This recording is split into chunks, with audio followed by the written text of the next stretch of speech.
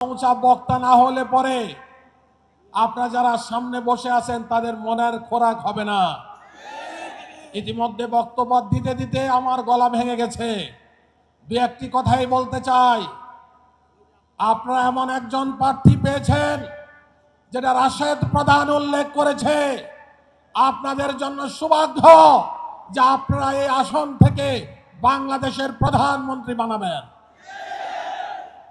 কয়েকদিন ধরে এই এলাকার কিছু সন্ত্রাসীরা ইলেকশনের কার্যক্রমকে ব্যাহত করার জন্য নানা ধরনের অতৎপরতা চালাচ্ছে।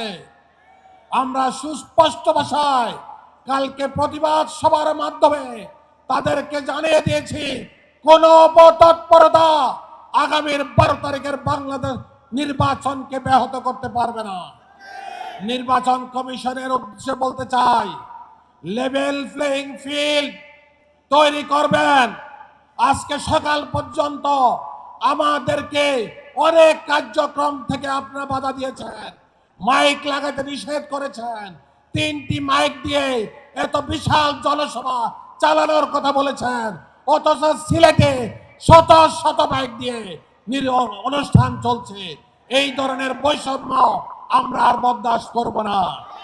বাংলাদেশ জামাত ইসলামের আমির, জাতীয় নেতা, ওনার সকল প্রোগ্রাম অন্যান্য প্রোগ্রামের মতোই হতে হবে, নাইলে আমরা এখান থেকে তীব্র প্রতিবাদ জানাচ্ছি। কোন ধরনের বৈষম্য আমরা বরদাস্ত করব না। সম্মানিত ভাইরা, আপনারা রহিম, আলহামদুলিল্লাহ রাব্বিল আলামিন। আজকের এই নির্বাচনী ট্রেনের প্রথম সমাবেশের সম্মানিত প্রধান অতিথি, মানবিক বাংলাদেশ গড়ার কারিগর,